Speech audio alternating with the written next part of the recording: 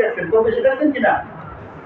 তখন অবশ্যই খোঁজ নিয়ে জানা গেল যে সে মদ খায়া মাতাল হইয়া মারেও চেনে না, স্ত্রী রয়েছে না। কথা বলে ঠিক কিনা? যখন মদের নেশাটা কাইটে গেছে তখন সে বলতেছে আমার ভুল হয়ে গেছে, তাহলে আমি এমন কাজ কেন করবো যে কাজ করলে আমি মাকে চিনবো না, যেই মদ খেলে আমার সন্তানকে আমি চিনবো না। হ্যাঁ, যাই হোক, শুকরিয়া আদায় করবো গা। নিয়ামত দান করেছেন কে?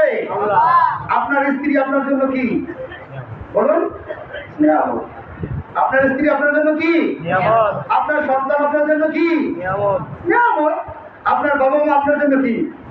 আমার পিতা মাতা আমার জন্য কি? আমার শ্বশুর শাশুড়ি আমার জন্য কি? সবাই দেখতে হবে। আপনি শ্বশুর শাশুড়ির জায়গায় শ্বশুর শাশুড়িকে খুশি রাখবেন, পিতা মাতার জায়গায় পিতা মাতাকে খুশি রাখবেন, স্ত্রীর জায়গায় স্ত্রীকে খুশি রাখবেন, সন্তানের জায়গায় সন্তানকে খুশি রাখবেন।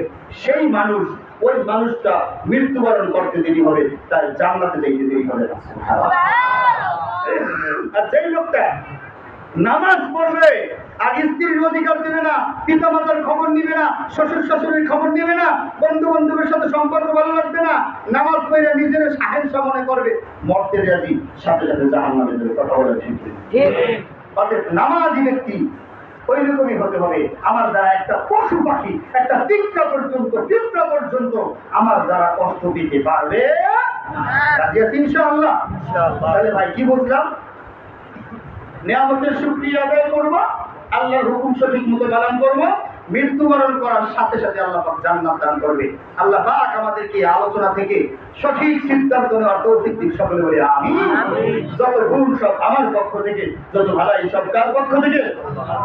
আমার ভুলগুলো শুধরায়া আল্লাহর ভালোগুলো গ্রহণ করার আমাদের সবাইকে তৌফিক দিন। সকলে বলে আমিন। আল্লাহ আখির দাওয়ানা আলহামদুলিল্লাহি রাব্বিল আলামিন। যারা পরে আসছি তারা